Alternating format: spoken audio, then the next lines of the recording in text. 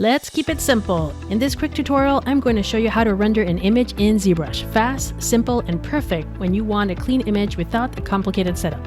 Perfect for previews and perfect for sharing your work online. Hi creators, welcome back to Academic Phoenix Plus. My name is Monica and I am your guide through ZBrush. In this video tutorial, we're going to go over how to render an image in ZBrush, fast and quick. If you're new to this channel, I post tutorials on a weekly basis. Software includes Maya, ZBrush, Substance Painter, and so much more. So if that is your sort of thing, please consider subscribing. So bring out that creativity, open up that software, and let's go ahead and get started in learning how to render an image in ZBrush fast. Alright, so here is my basic model, and as you can see, it's got some details and things like that. So I'm going to go ahead and angle it in about 45 degrees. The default render is up here to the top right, and you can see that it says Best Preview Render. So I'm going to click on that. You get some shadows, you do get a little bit of highlights, and the grid is gone at the bottom, but it's not the nicest render we can use. So let's figure out how we can make this look even nicer.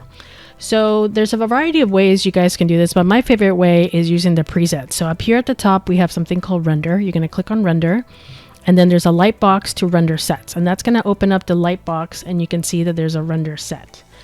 And there's a variety of renders that you can use. So one of them is this one, which is the blueprints. So if I double click on that, and then click on BPR, you can see that you get kind of like a cool looking render.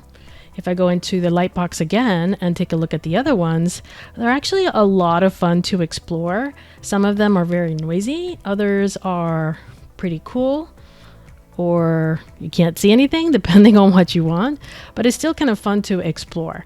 If you want to go back to the regular renderer, you can just go to the default and that will give you the default BPR. But my personal favorites are the one on the right. So if you click and drag to the right, you can see that there's these, I think it's Athena. If I double click on it, you can see that I get this really nice render that is basically occlusion, which gives it a nice contact shadows, and it just looks really nice.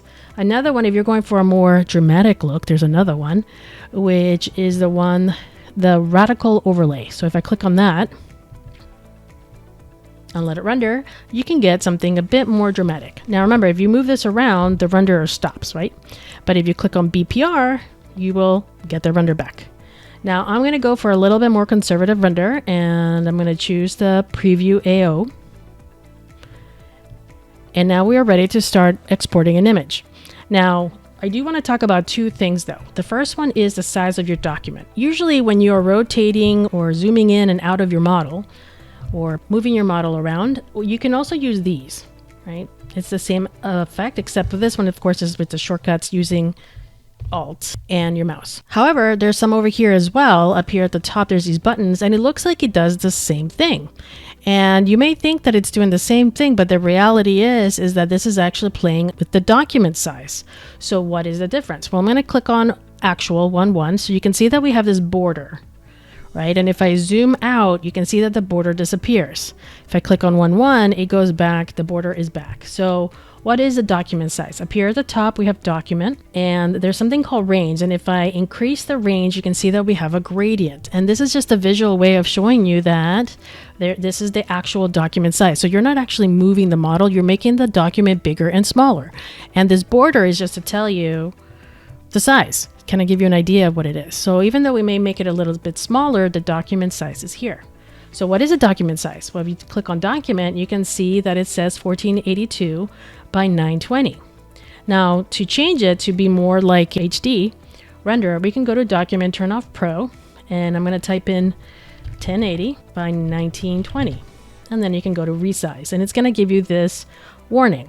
Are you sure that's what you want? And you click yes. Now it's going to look a little weird.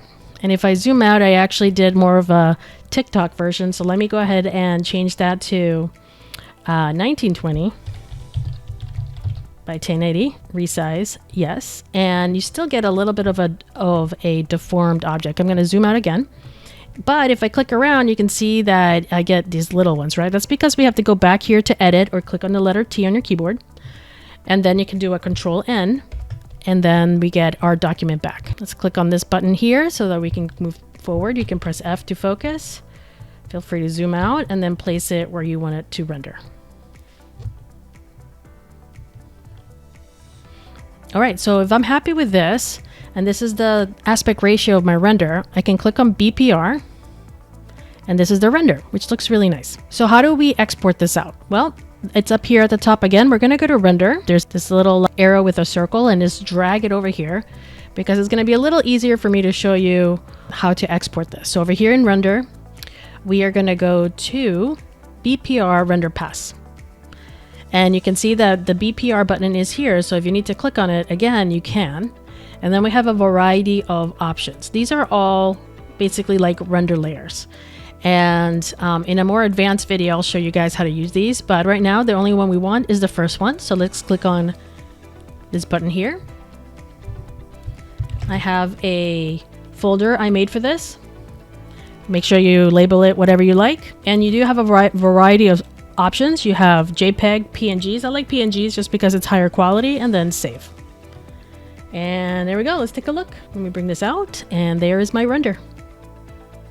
So just like that, and very quickly, you can render some really nice ZBrush renders and show off your ZBrush modeling. Thank you so much for watching. I really appreciate it. Hopefully you learned a thing or two. If you did, please like and subscribe.